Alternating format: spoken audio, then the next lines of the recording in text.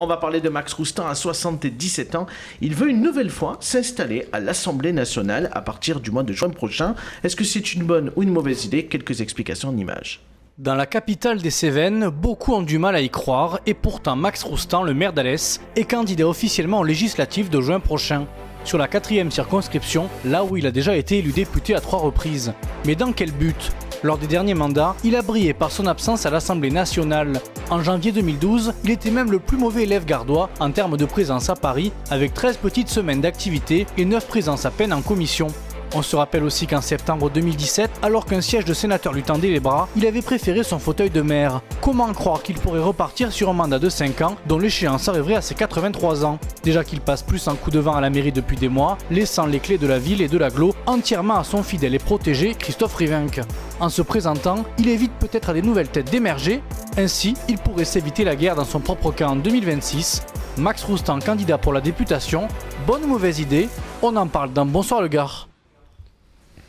Allez, je propose de démarrer ce débat avec Brahim, parce que Brahim, vous connaissez bien Max Roustan. Très bien.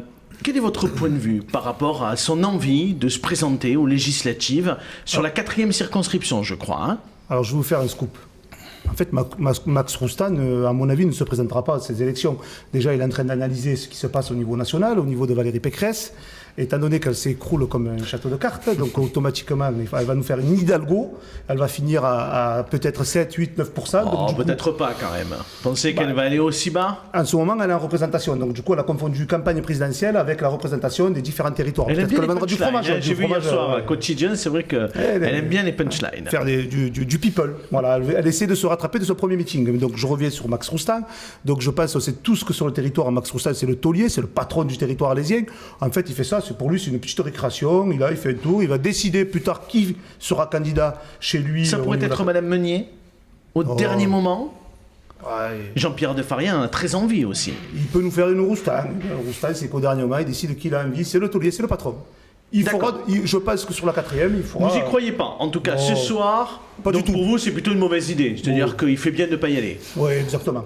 D'accord. Nicolas, même si c'est pas votre territoire de prédilection, Alès, mais vous avez forcément un avis. Il a 77 ans, Max Roustan. Est-ce que c'est une bonne idée d'aller à la députation? Je pense pas, pour abandonner ne serait-ce qu'un instant ma fibre laïque, je pense pas que ce soit l'âge qui fait le moine. Sincèrement, je pense pas qu'on puisse... Écoutez, moi, je pense pas me tromper en disant que je suis le plus jeune sur ce plateau. Pour autant, je ferai pas de jeunisme. Ce n'est pas l'âge qui fait les bonnes idées. On n'a qu'à voir le locataire de l'Élysée actuel. C'est le plus jeune président de la République et qui pourtant mène une politique arriérée. Et en face de lui, nous avons par exemple Jean-Luc Mélenchon qui est le plus vieux candidat et qui pourtant a d'excellentes idées pour les décennies prochaines pour notre pays. Donc c'est une bonne idée alors, peut-être que Max Roustan, parce que l'expérience peut être prime. Parce que ce qui compte, ce sont les idées, comme je viens de le dire. Donc est-ce que son programme serait éventuellement calqué sur celui de Valérie Pécresse? Écoutez, je pense que malgré ses 30 années à la tête de la mairie et puis toutes ces années de militantisme politique derrière et de carrière politique, je pense qu'il va devoir se lever tôt pour encore dire aux gens qu'il va falloir casser les services publics, faire de la casse sociale, dire aux gens qui vont devoir travailler jusqu'à 65 ans, rembourser une dette qu'ils n'ont pas contractée, etc. S'il calque effectivement ses propositions sur celles de Valérie Pécresse, je pense que ce n'est pas l'âge qui va grandement l'aider.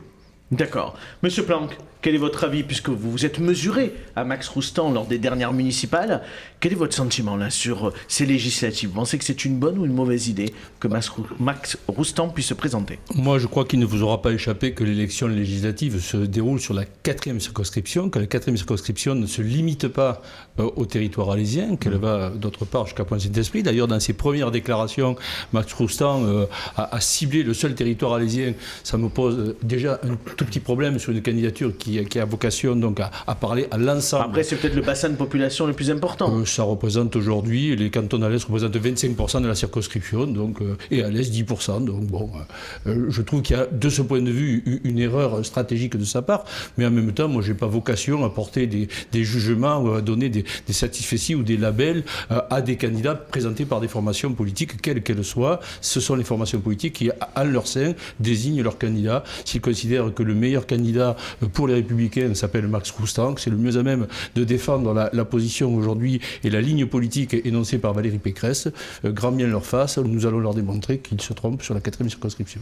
Même si on peut quand même considérer, Brahim, que Max Roustan, ça fait des décennies qu'il était à la tête de la ville d'Alès et que bien évidemment aujourd'hui il a une certaine notoriété, une certaine popularité. On ne peut pas l'enlever. Vous l'avez vécu, Monsieur Blanc. Il a fait le travail. Il a fait le travail énorme. 30 ans de dur labeur, on pourra dire ce qu'on veut. Il a pu composer avec l'ensemble des partis politiques sur le territoire. Il a su faire d'Alès Agglomération un territoire qui travaille tous ensemble. Ça, c'est une force. C'est quand même quelque chose qu'on ne peut pas lui enlever. Donc, et à mon avis, c'est à ce titre-là qu'il veut rassembler et qui peut porter en fait sur la 4e circonscription. Puisqu'à la 4e circonscription, comme vous dites, M. Planck, il y a quand même l'ensemble des autres territoires qui va dans ce sens. Après, M. Planck, je suis désolé, mais vous y ressemblez un petit peu à Max Roustan. Hein, donc du coup, ben si.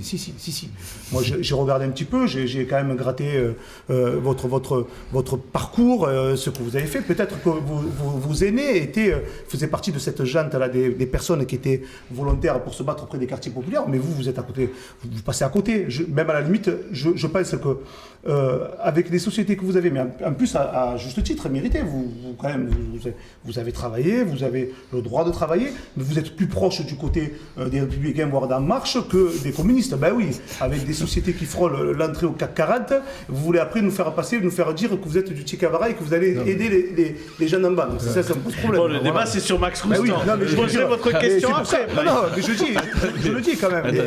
C'est pas le portefeuille qui permet de défendre les plus précaires. Non, mais par contre, le modèle, c'est particulier. C'est particulier. Faut pas être aussi pour défendre les smicards. Si vous permettez, je vous en prie, Monsieur Planck. moi je viens sur ce plateau pour discuter sérieusement. Ah bien, c'est sûr. Et donc annoncer comme ça que j'ai des sociétés qui feront le CAC 40, c'est une telle plaisanterie il suffit de taper, de googliser comme on dit. Ah mais des chiffres d'affaires qui frôlent les millions d'euros. Oui, c'est pas mal. C'est pas mal. C'est 1 million d'euros. Non, c'est pas grave. Mais qui frôle. Mais si on en a plusieurs sociétés, c'est pas mal. C'est pas mal quand même. Écoutez, alors sur le sujet de Max Roustan, revenons au sujet. Non, je dis qu'ils se ressemblent. Sur le sujet de Max Roustan, qui se ressemblent. j'ai des sociétés, je le dis pour que ce soit bien clair, j'ai des sociétés aujourd'hui qui ne frisent pas le million d'euros, premier élément. J'ai une société qui fonctionne et je suis seul salarié de ma société. Donc j'ai beaucoup de chance où je suis très fort si aujourd'hui je frise le CAC 40. Tant mieux. Mais par contre, c'est l'anti. Et ces sociétés exercent dans un domaine très particulier qui est le domaine de l'urbanisme et de l'aménagement. Et en ce qui me concerne, en effet, j'ai toujours considéré que mon activité professionnelle et mon activité politique s'entremêlaient, y compris dans les choix que je faisais, et y compris, je suis assez fier des dossiers, y compris en termes d'aménagement et d'urbanisme, que j'ai pu réaliser, ou par exemple, sur certains quartiers, j'ai réalisé des quartiers avec plus de 40% de logements sociaux, ce qui n'est pas aujourd'hui forcément ce qui est partagé. Allez, on en reparlera tout à l'heure, il va y avoir une interview. Concernant Max Roustan, dernier élément peut-être concernant Max Roustan, il y a un élément qui est très intéressant, y compris dans ce que dit M. Habert, c'est que le paradoxe de Max Roustan, c'est que justement, il a eu un positionnement sur la ville et sur l'agglo qui voulait se démarquer d'une coloration politique. Or, aujourd'hui, de façon assez paradoxale, alors qu'il est en fin de carrière politique, on en convient tous, il entre à nouveau dans l'arène avec l'étiquette Les Républicains. Là on dirait que tout à coup le voile tombe et qu'on dit véritablement qui on est au plus profond de soi, comme si au dernier moment on avait envie de faire... Mais j'ai envie de poser la question presque à l'envers ce soir, Nicolas. Est-ce que finalement, Max Roustan, on ne le positionne pas chez les Républicains sur la 4e parce qu'il n'y a personne et qu'ils ont des difficultés à trouver quelqu'un d'autre qui est du niveau de Max Roustan? Non, je pense que ça a déjà été évoqué à l'instant. Pour lui, c'est une forme de récréation. Après, je ne le connais pas personnellement et puis il n'est pas là pour se défendre, donc je n'irai pas non plus taper trop loin. Mais moi, mais il ne s'agit pas de taper sur lui. On essaie juste de poser une question ce soir et de dire effectivement s'il n'y avait pas quelqu'un d'autre par rapport à Max Roustan qui a 77 ans. Je vais répondre sur le fond de votre question. Je pense aussi que les Républicains ont beaucoup de mal à trouver des candidats dans la mesure où ils sont pris en étau entre deux forces. La première qui est celle de la force, j'ai envie de dire identitaire, Le Pen, bien qu'il y ait une frange des Républicains qui se retrouvent sur leur position, je pense notamment à Éric Ciotti et compagnie. Et puis l'autre partie de l'étau, c'est plutôt le macronistan, j'ai envie de dire, où il y a énormément de transfuges qui partent des Républicains. En réalité, les Républicains, je ne vois pas de quoi ils se plaignent, puisqu'ils gouvernent le pays depuis 5 ans. La plupart tous les premiers ministres qu'a eu M. Macron étaient membres des Républicains. La plupart des ministères ont été tenus par des membres qui étaient précédemment encartés chez les Républicains. Donc je ne vois pas de quoi ils se plaignent, mais je pense que ça fait partie de ce problème-là, parce que s'il y a des candidats En Marche sur cette circonscription, c'est peut-être aussi parce qu'ils ont tous foutu le camp de l'obédience des Républicains. C'est pas pour rien qu'il n'y a plus rien, parce que quand on n'a plus rien à proposer pour les gens, qu'au final on se retrouve sur la plupart des positions des uns et des autres et qu'on fait un petit peu de populisme dans le mauvais sens du terme, j'entends, c'est-à-dire plus dans la démagogie, qu'on fait des positions identitaires pour essayer de plaire à une certaine partie en disant que ça fait populaire ou Nicolas, après là tu fais des beaux discours, mais chez vous-même ça pose problème. Après c'est pas que chez les Républicains que ça pose problème, en toute neutralité. Quand je vois que chez vous, on n'a pas eu d'insoumis dans un ministère. Non, mais entre les insoumis, non mais là tu parles au niveau du gouvernement, mais entre les insoumis, les communistes, je sais pas, mais chez nous, ça n'a pas l'air d'être tout clair.